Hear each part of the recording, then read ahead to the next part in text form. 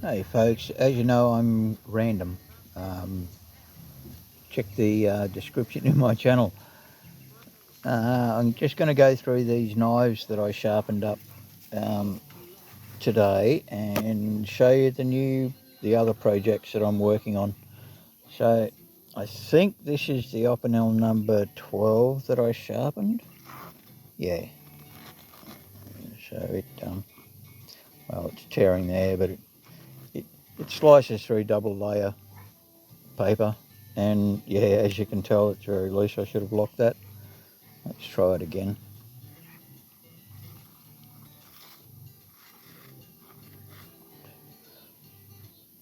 Um, well, it's sharp enough for me at least. I don't know if you think it's sharp. So that's the Opinel number 12.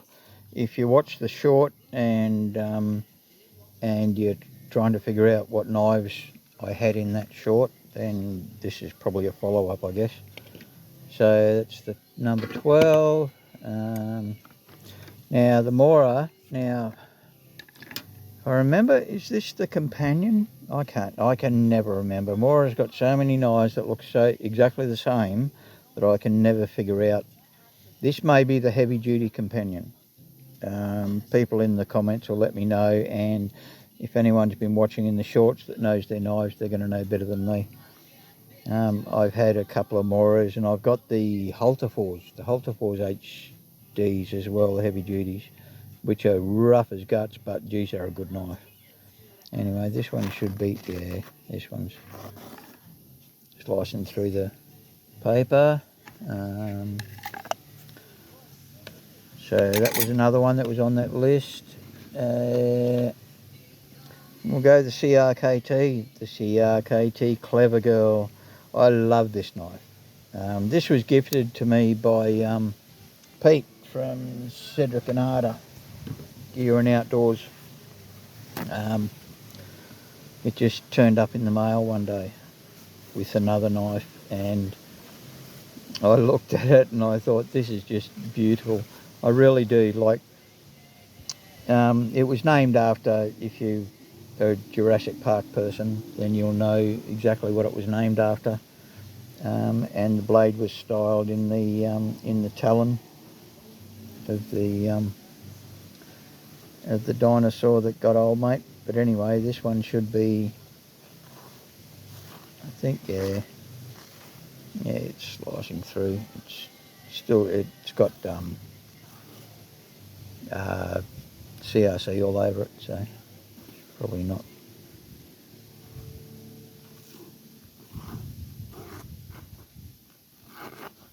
Sharp enough at least. So yeah, it'll shave and do all that sort of thing, and hopefully the edge will hold on it. But yeah, I love the Clever Girl. What's next? What do we got next? Let's get rid of this. Get a fresh bit of paper. Okay, this was also in that list. This is the CRKT Seaweed. This was one of a series of knives that CRKT collaborated with war vets, and yeah, and this is one of those. Now, what was the guy's name? Now I'm lost. But if you want to look it up, you'll see it. It's a big, thick, chunky piece of steel. This, but I managed to, I think, get it to a point. Yeah. So, this is probably not the edge that it should have on it. This is a 17-degree edge. It probably should be. This thing should probably be a 20-degree edge or something like that. But I'm pretty sure the steel's tough enough to deal with it. So yeah, that's the CRKT Seaweed. Comes with the Kydex sheath and the Molly compatible doodad thing. Okay, what's next? I actually didn't sharpen the Rosselli. I sharpened it earlier. This is the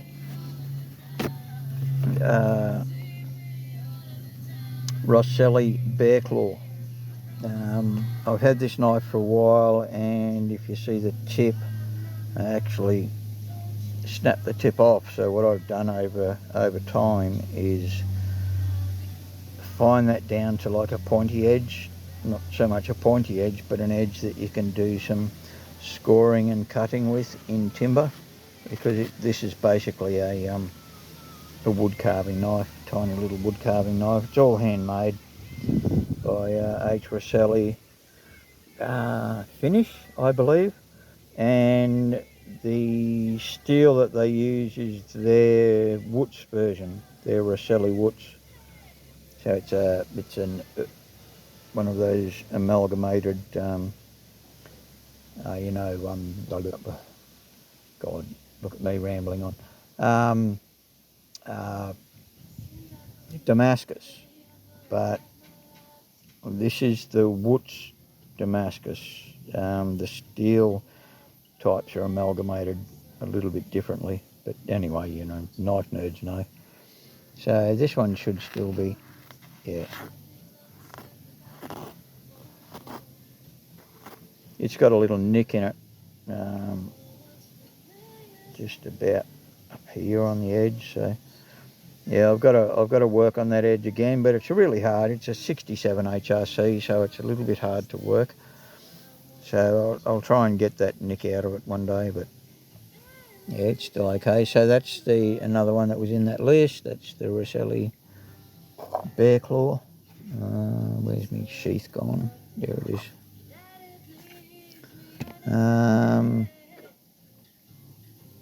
This is the only Spyderco knife that I've got. This is the Spyderco Delica in ZDP 189 with the British racing green handles. I bought it because it's one of those ones that I think it was a limited run basically with the racing green and the ZDP 189. I also had around the same time I bought a what are the yellow ones called? With the basically a fisherman's knife. Not in the LC200, which I think is it's the H1. Yeah. So it's basically a Delica, but with a different shaped blade and in H1 stainless. But I gave that to a mate who was a professional fisherman. Told him about it and told him how to look after it. But yeah, this one should be doing the same thing. Not as good as it was. I have been using this a bit, but I think I had a video up earlier on where I'd sharpened this, but it needs a little bit more work on the edge again. Yeah, okay, that one. Now, this is the Civivi Altus, if I remember correctly. I bought this because I wanted a knife with a button lock, and this one's got the button lock. Falls open, falls closed. It's a lovely little knife. I got this sharp today, I think. Yeah, so it's pretty sharp. Slash through it. Should be doing it like this. Apparently all the professionals do it that way.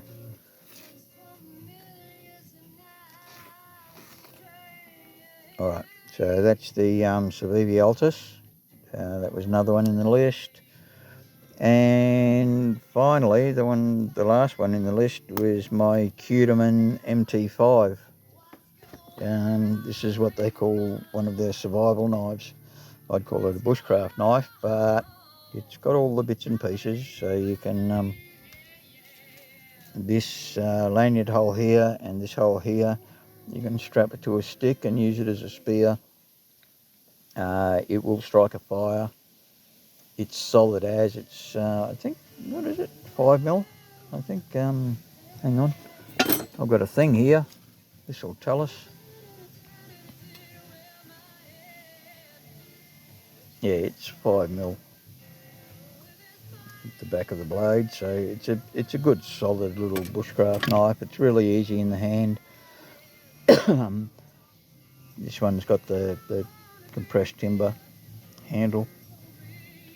But yeah, if you're running around, you're looking for a knife, this is probably your best. I don't know. No, I'm not going to say it's the best, but for an all-purpose knife, if you're out camping and stuff, this sort of style knife would be well worth looking at. Anyway, that's the Cuterman MT5. Did I test it? No, I didn't. Crikey. Here we go.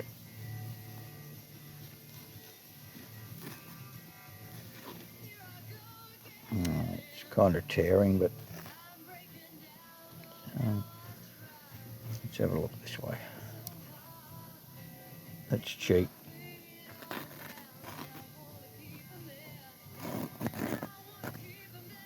Yeah, I think that's all right. Sharp enough. Put that back in its sheath. Where did I put it? Over here. So that's, I believe, that's all the knives that were in that mob of knives that I had in the short. So now what I'm up to is I've got to, because I'm really good at procrastinating, I've got to finish restoring this 14-inch skillet. So I'll just put that there so you know it's 14-inch. Or for everybody else in the world like me, 350mm or 35cm skillet. What else have I got to do? Oh, my Golock. I gave this a vinegar bath and then proceeded to ignore it after I rinsed the vinegar and everything off, and proceeded to ignore it. So it's been sitting out here doing its thing. As you can see, I roughed up my own handle to cover that wooden handle. I need something bigger to grip onto. I've got a bigger hand than usual, I guess. Anyway, I've got to clean that up. As you can see, it's a bit of a shocker. So I'll get onto that with stainless steel wool first. Then I'll work on putting a patina on it. I'll sharpen it back up the way it should be. It's still pretty sharp. I mean, it's not blunt by any means. But yeah, I'll get that fixed up. What else have I got here? Oh, this is my Cuterman pig sticker. It's their large pig sticker. I'll just give you an idea of how big it is. Now, I bought this ages ago, and it's for when I do get back out into the scrub and get completely off-grid in the middle of nowhere. And the country I'm going into is pretty full-on pig country. So this is what they call the pig sticker. It's a double-sided dagger by any other name, and it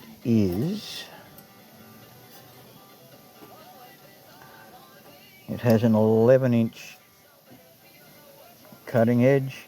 They call it a 12-inch blade, or for us people in the rest of the world, it's a 28cm cutting edge and a 280mm I should say, and a 310mm blade length.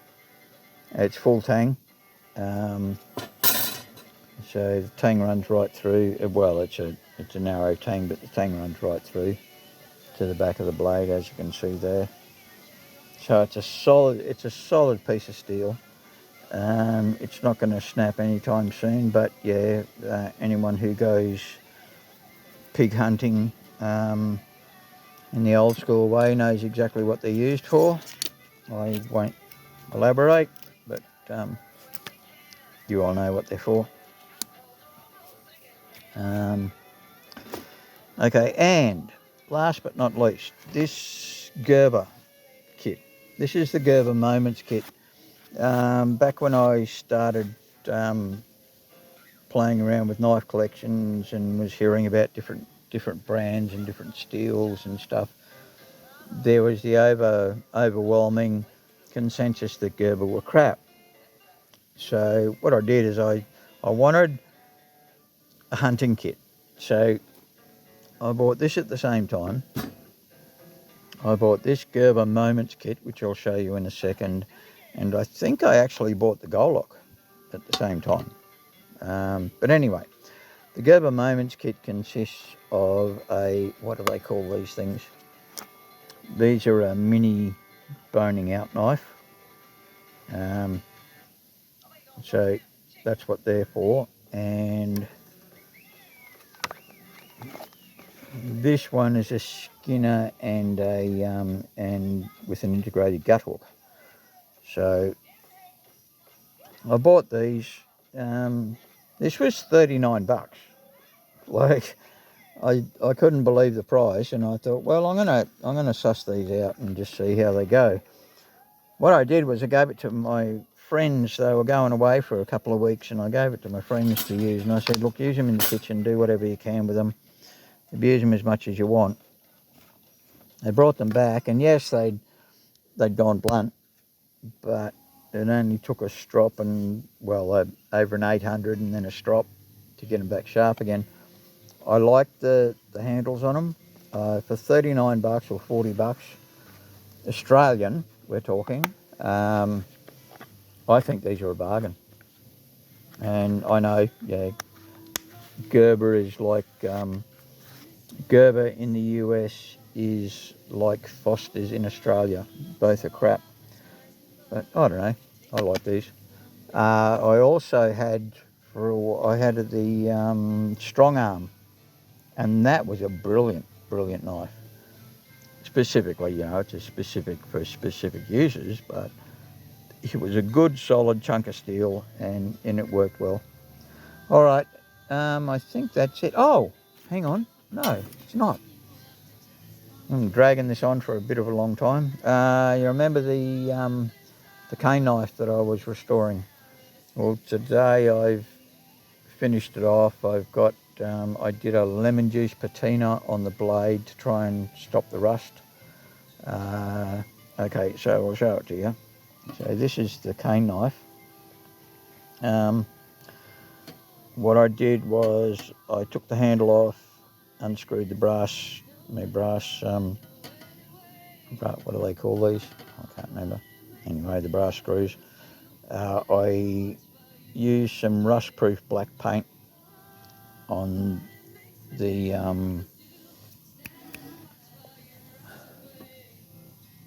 anyway, I used some rust-proof paint, and then I filled this with, and somebody's going to yell out and scream at me, but I actually filled it with